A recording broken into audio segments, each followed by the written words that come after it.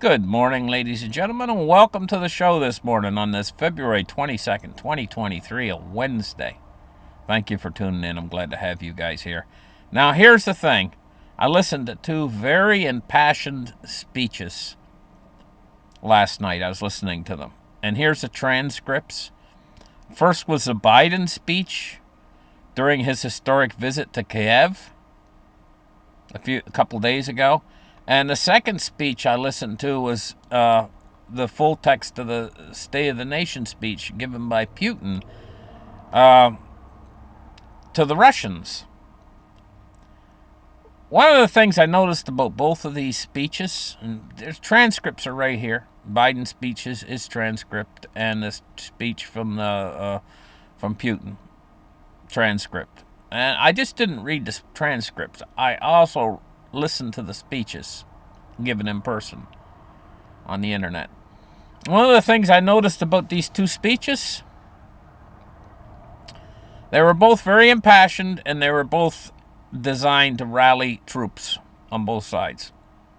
Putin's speech was designed to rally the Russians, and I think it was probably very successful. The gist that I'm getting is in Russia right now is that an awful lot of the people that disagreed with Putin have left the country already. They left a tremendous amount of what I'd call a brain drain. The younger, especially young men, have already left the country. Tremendous amount of Russians have left because they didn't want to get conscripted to be sent to Ukraine. And also, in Biden's speech, I noticed something here. Not only was it meant to rally the troops, these speeches, very dramatic emphasis, but at the same time, I noticed that he mentioned how his tremendous commitment. And in fact, I believe, if I remember right, he said something about, if I'm remembering this right, he said something about how we will never, basically, I'm not going to quote him verbatim, but it's basically that we will never allow Russia to have Ukraine. That's basically the gist of it, right? We meaning, is he talking about the Ukrainians? When he says we, I think he's talking about NATO. I think. I'm just speculating at that point because I don't know who the we is. It's indecipherable. If somebody says it, oftentimes you'll know what they're talking about. They'll say it is, or maybe they're talking about their car. They'll say it is broken. And you know what they're talking about because they're referring to the car. So when he says it, when he says we, the word we, I can only assume who he's talking about. But I'm assuming that he's probably talking about the NATO forces will not allow Russia to have Ukraine. I look for things like that. The judges look for things like that, very carefully pick over things that people say. They look for something called a Freudian slip to try to find out the real truth and try to find out.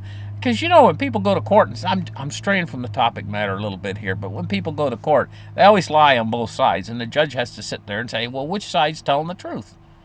And they look for something called a Freudian slip, and that's what I was looking for in these speeches. And in Biden's speech, I was looking for that, and I'm thinking to myself, hey, maybe I've found it. Maybe it is a tremendous sign of the Allied forces or NATO not going to back down from this fight over Ukraine. And Russia, I see nothing but commitment on Russia's side. So I'm telling you, because of this is a dire situation indeed. Because two superpowers are basically the old saying, locked horns. They've locked horns. That's the old saying. Anyway, guys, moving on. We are on the verge of a market collapse. Not really a collapse, but a break in the market that's going to send the market spiraling downwards rather suddenly. And I'm anticipating this. I've been anticipating this for a while. It's strange to me it's taken this long to get here, but we're almost on the verge of it, I think. I'm anticipating it probably in the next 60 days. And one of the big reasons why I'm saying that is if the Russians make rather large advancements in Ukraine, then bad news starts to come from Ukraine. That's going to have a tremendously adverse effect upon these markets. It's as simple as that. And I'm expecting that. But not only that, it's also the priming that the Fed's done to make this happen.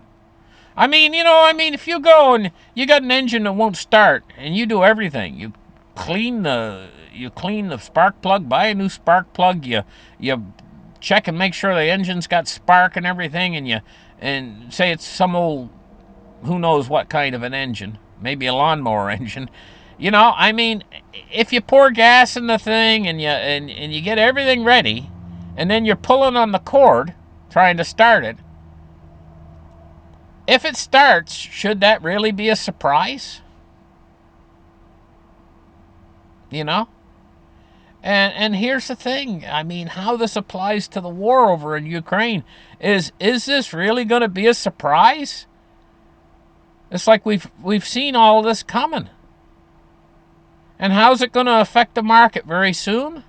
Well, I heard in the last day or two that Russians have made a 2.5 kilometer advance in I think it's Bukamat. Anyway, the city that they've been fighting over the last number of days. They've been advancing through it. And through a city, 2.5 kilometers might not sound like much. But through a city, that's a lot. That's a big area. And the Ukrainians are trying to stop this advance, but what you gonna do? What you gonna do when the Russians are so committed? And okay, let me just put it this way, okay?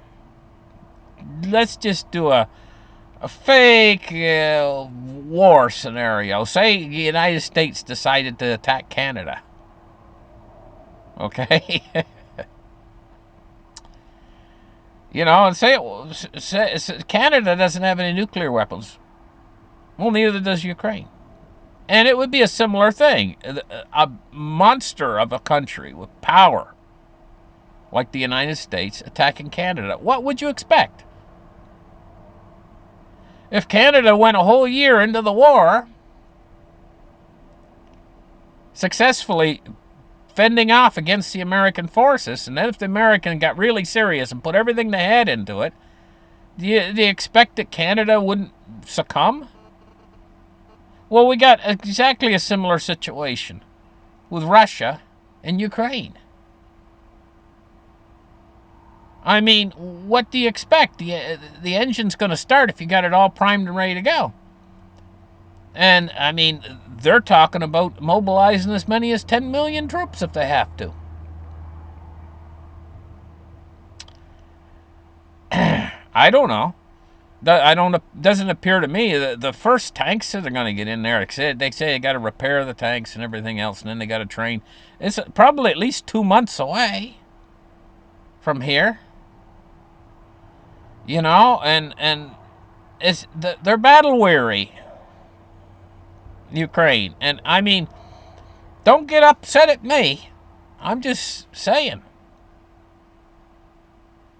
Russia's starting to advance. And the way with armies, too, is also when an army gains momentum, the other side wants to back off because they don't want to get encircled. Because they know what that means. So the other side backs off. War is almost like a game of tag. First it's one side making advance and making an onslaught and being and then the other side backs off, and the other side takes their turn, and it can go back and forth like that. But anyway, war is rough business. I wish it was over with. I wish that there'd be an end to this war. But wishes are not always in line with reality. And the reality of this is the world leaders got to beef with one another. And, well, we all know how that plays out in the end. They take us to war. And that seems to be what's playing out here. Except this is a very dangerous war. Needless to say. Let's move on. Let's take a look at the silver price today. Silver price going down 20 cents right now. Where do you want to be? What's the best place to be in all this chaos, financially speaking? Well, gold is now counted as a tier 1 asset class. Means it's as good as cash. Gold is the premier safe haven asset of the world. Then there's silver. Probably has more utility than gold even. And there's only tiny amounts of it left in the world that are available for sale, I mean. Then there's cash. Be in cash. But you got to understand about cash.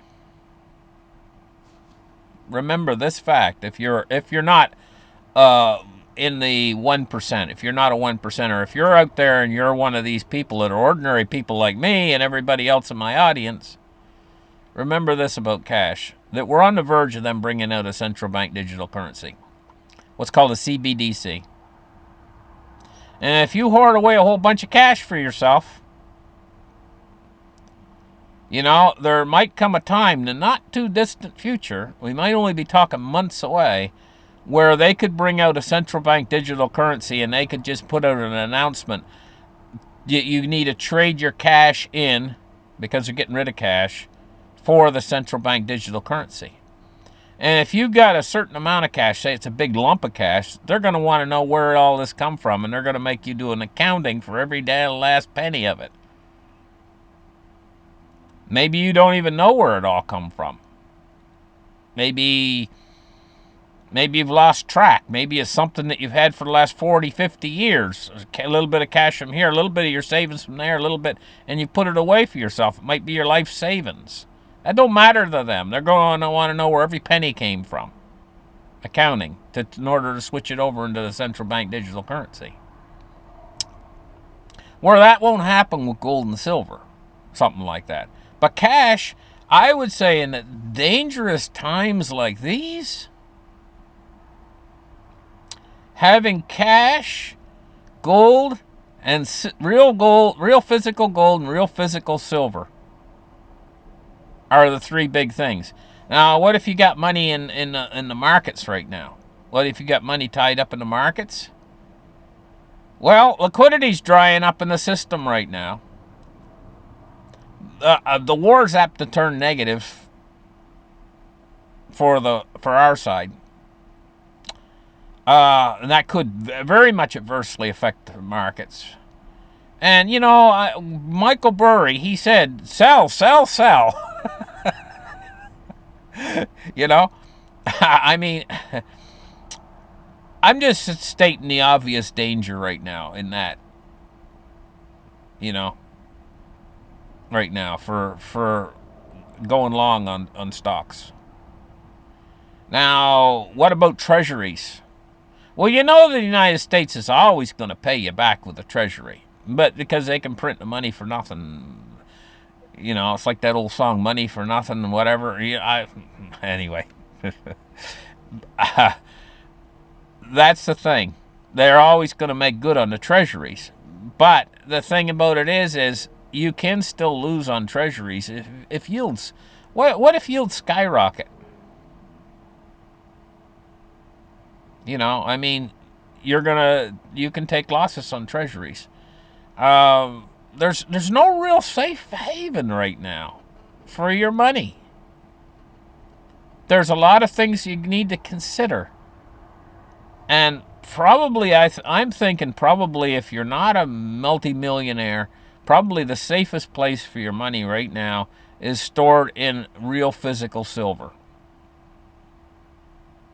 But you got to know it might go down a little bit if the market's all crash and everything, because there's going to be a lot of margin calls and everything. And those guys, if they're holding paper silver or whatever they're holding, they're going to sell stuff. First thing they're going to sell is what they refer to as speculative assets. Things like crypto. Oh yeah, they'll sell that. And they might even sell gold and silver a little bit initially. But later, when the fear enters into the marketplace, when they see that the Fed is changing direction after the markets fell a little bit, and I'm figuring this change is going to come somewhere around 28,000, maybe 26,000 on the Dow. The Fed's going to turn, and they're going to do what's called a pivot. And then a lot of fear is going to enter in when that happens, because it means the Fed's lost the battle against inflation. And when that happens, that's going to be a skyrocket move for gold and silver and stuff, because that fear is going to. I don't think we've ever actually seen FOMO so much in gold and silver. We're going to see it. Right now, people they're not so interested. They're only going to get interested when the price starts to pump up on this stuff and it starts to go to the moon, and they're frightened. It's going to be an all-out. But you might be saying, well, I'm going to wait for then. You ain't going to get any. This stuff, especially silver, you might be able to still buy some gold, but you're not going to be able to get any silver, real physical silver.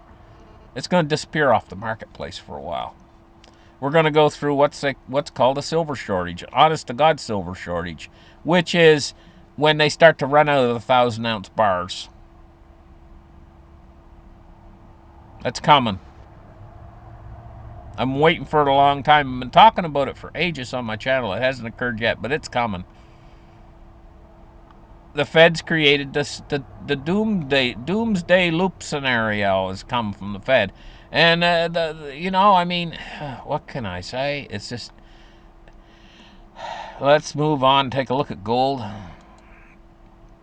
Don't want this show to be too long today. Gold's at $18.35. It's up 50 cents. Cryptocurrency. Bitcoin is at 23,700 and Ethereum's at 1610. Taking a look at the Dow Jones today, it's up 14 points at 33,144. Now, 33,000 right now. Keep your eye on 28,000, because I think that's the point where the Fed's going to pivot. And I think that's going to come probably within the next 60 days. It might be as low as 26,000, but I'm thinking 28,000 on the Dow, and and it's going to be going down fast. They're going to have to do a massive amount to stop it, and in fact, even when they try to stop it, it's probably going to continue to go down for a while. Even when they turn the spigots back on, because they've created a liquidity crunch. And it takes a little while to fill that gap that they've created. It takes a few months. So during that time, we're going to move into a severe recession. Well, I'm saying recession. Actually, I'm thinking depression. But I'm not allowed to say the depression word. Oops, I said it. Anyway, taking a look at the S&P 500. It's down to 39,096. No, 3,996. And it's down just a little bit of a fraction today. Taking a look at crude oil, it's down $1.46 at 74.90. Bonds and rates today, we're looking at falling yields. We're looking at 3.91 on the U.S. 10-year, and we're looking at the U.S. 30-year at 3.9. Fell 4 basis points in the 30-year, and we fell 3.7 basis points in the 10-year. And now taking a look at the U.S. dollar index today is 104.34. Thank you guys for listening to the show. Like and subscribe, and we'll catch you guys in the next episode. Bye-bye.